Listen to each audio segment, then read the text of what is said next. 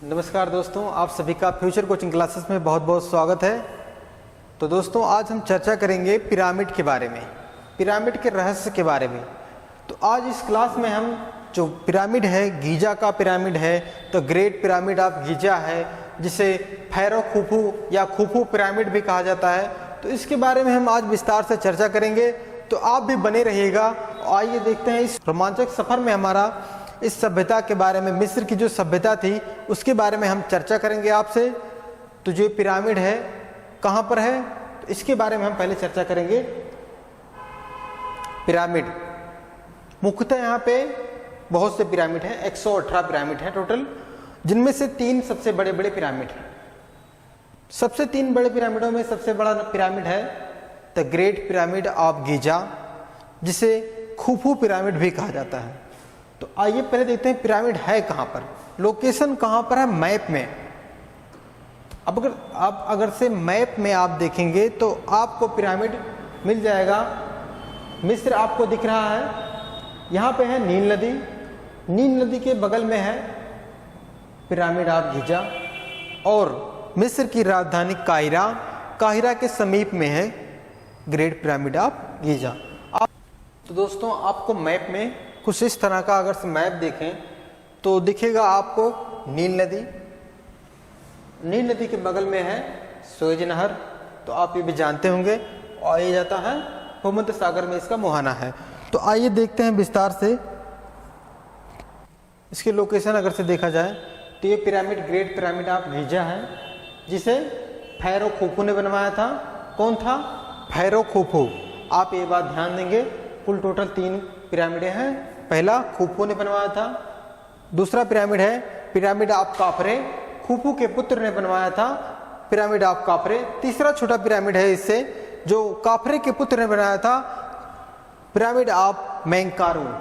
ठीक है दोस्तों, टोटल 3 पिरामिडें हैं, ये आप ध्यान देंगे।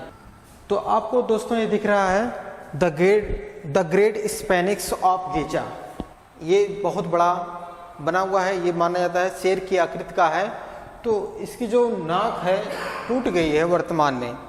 इसकी नाक को तोड़ा था नेपोलियन बोनापार्ट ने, जो 17वीं शताब्दी के आसपास मिस्र पर आक्रमण करने आया था, और इसने इसी आक्रमण के समय इसने द ग्रेट स्पेनिक्स ऑफ गीजा है, इसको तोड़ दिया था। तो आइए देखते हैं इसके बारे में और विस्तार से।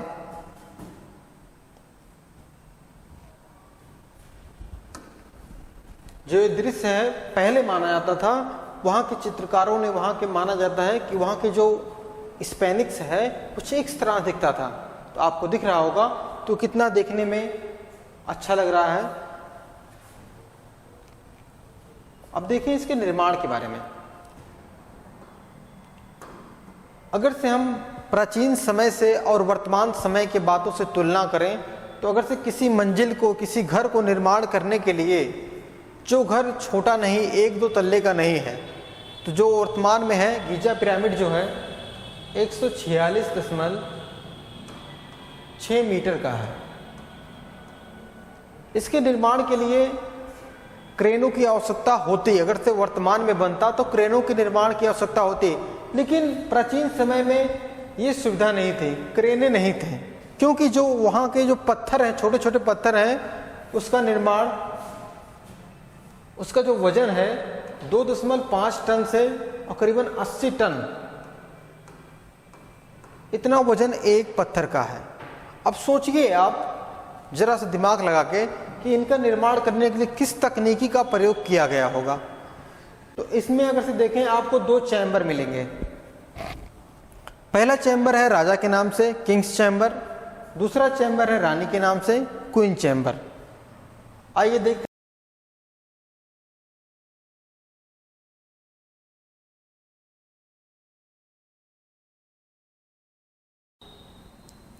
देखिए the great pyramid of Giza, इसका निर्माण वहाँ के लोगों ने, इतिहासकारों ने बताया कि इसका निर्माण वहाँ के लोगों ने किया था, अपने राजा के कहने पर किया था, और किसी के दबाव में आकर ना किया था। तो वो अपनी संतुष्टि से आकर ये काम किए थे और गीजा के पिरामिड का निर्माण किया था। तो वहाँ के लोग, माना जाता है उस समय नदियों में जो पत्थर डाल के उसके ऊपर बोटे रख देते हैं। बोटे मतलब क्या समझ रहे हैं आप, लकड़ी के बोटे जिसे कहते हैं। तो उसके ऊपर रख के तैराते हुए नदियों के सहारे वहाँ पे लाए थे और पत्थरों को खींचते हुए ऊपर लेके गए हैं। तो आइए देखते हैं आगे की घटना क्या हुई। अब पत्थरों को ले जाने की बात आई तो वहाँ पे उस समय जो वर्तमान में है ढोने के लिए ट्रैक्टर होता है और बैलगाड़ियाँ होती हैं, तो वो भी नहीं था। तो लोग इसका निर्माण जो किए हैं, देखिए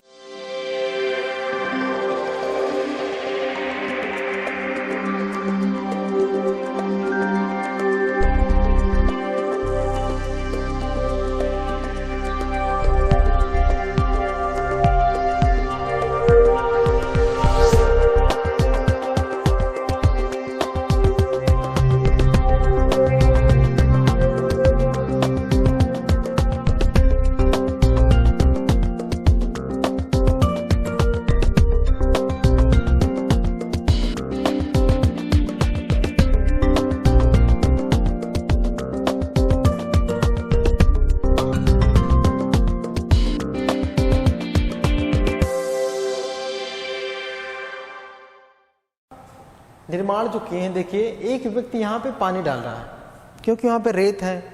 उस रेत में एक व्यक्ति आगे से पानी डाल रहा है और आगे से ये लोग खींच रहे हैं रस्सी को। इससे ये ज्ञात होता है कि वहाँ के लोगों के पास ना पहिए का आविष्कार हुआ था उस समय, तो इसलिए वो उससे खींचते हुए लेके जा रहे थे। और आगे से जो व्यक्ति पानी डाल रहा है तो हल्का सा जो रेत शांत हो जाए, बैठ जाए, जिससे उस पत्थर को या मूर्ति को आसानी से आगे खींचा जा सके। तो ये दृश्यों में दर्शाया गया है, वहाँ पे ये आपको मिल जाएगा दृश्य में। ये क्वींस लग रही हैं, ये क्वींस चैम्बर के नाम से होगा इनका। तो आइए देखते हैं गीजा के पिरामिड के अंदर की संरचना। अंदर की संरचना आपको कुछ इस तरह से दिख जाएगी। पिरामिड के अंदर का भाग है जिसे खूफू का मकबरा भी कहा जाता है। तो इस मकबरे में माना जाता है इसके आसपास खूफू द्वारा यूज किए हुए वस्त्र को, उनके द्वारा प्रयोग किए गए अस्त्रों को, सब कुछ रखा गया था इनके आसपास। क्योंकि उस सभ्यता के अनुसार माना जाता है कि जब राजा की मृत्यु होती है उसके द्वारा यूज किए हुए सभी चीज़ों को उसके आसपास उसके मकबरे के पास रखा जाए। तो इतिहासकारों ने कुछ चीज़ें ऐसी पाई नहीं है। माना जाता है कि जो लुटेरे थे उसे लूट के लेकर चले गए। आपको ये आकृतियाँ दिख रही होंगी जो नक्काशी हुई हैं वहाँ पे, तो वहाँ की सभ्यताओं के बारे में बताता है कि उनकी सभ्यता और उनकी टेक्नोलॉजी के बारे में सब कुछ बताया गया है इन चित्रों के माध्यम से। अब अगर से देखें वहाँ पे मकबरा था, तो ये मकबरा कुछ इस तरह से आपको मम्मी दिख रही होंगी। मकबरे के अंदर मम्मी को, जैसे मनुष्य जब मरता है उसके शरीर के ऊपर लेप लगा के वस्त्रों से बांध दिया जाता है, जिसे मम्मी कहा जाता है। तो आइए देख रहे हैं ये मकबरा भी है और मम्मी भी निकली है, निकाला गया है, खुद की निकली नहीं है। तो आइए देखते हैं आगे हम लोगों का क्या बात कहते हैं इस पिरामिड के बारे में। एक तर्क ये आती है कि इस पिरामिड से बिजली उत्पादन करते थे मिस्र के लोग। क्या उत्पादन करते थे दोस्तों? मिस्र के लोग बिजली उत्पादन करते थे।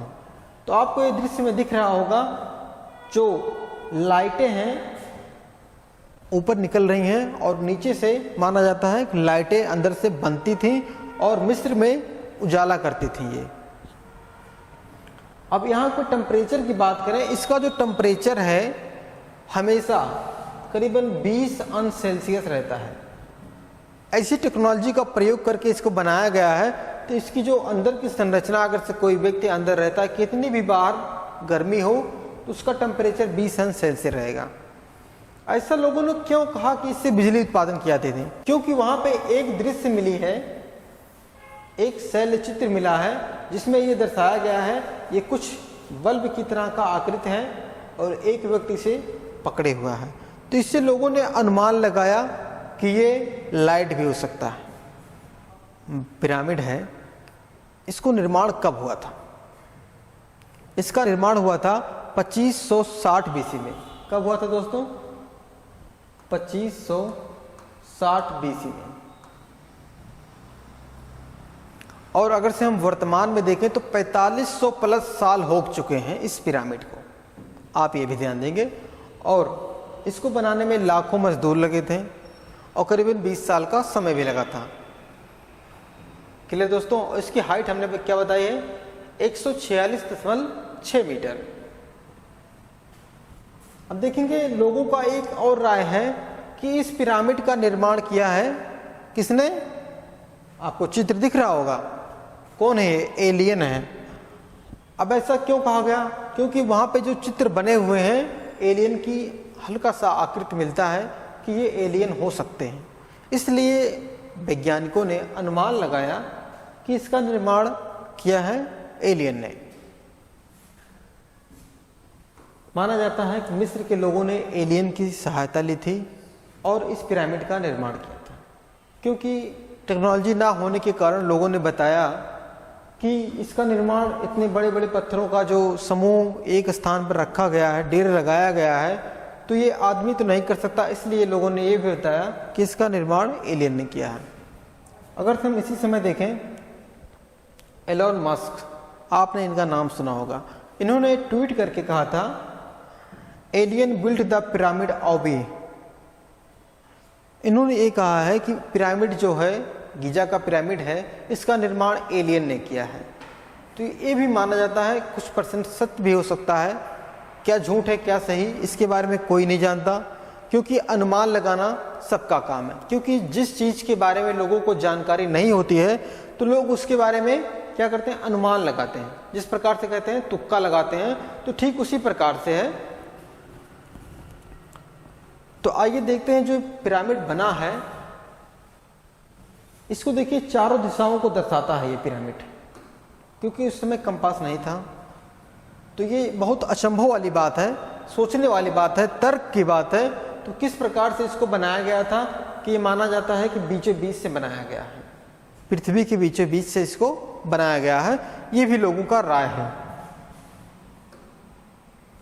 और एक बात और है, ये सस्पेंस करने वाली है कि जो पिरामिड बना है, आपको ये दिख रहा होगा, इस पिरामिड के ऊपर जो तारे दिखते हैं कि इस अनुमान से बनाया गया है कि एलियन ने इसका निर्माण किया है और एलियन ने अपनी सुविधा के लिए, अपनी जानकारी के लिए इसको निर्माण किया है, इसको बनाया है।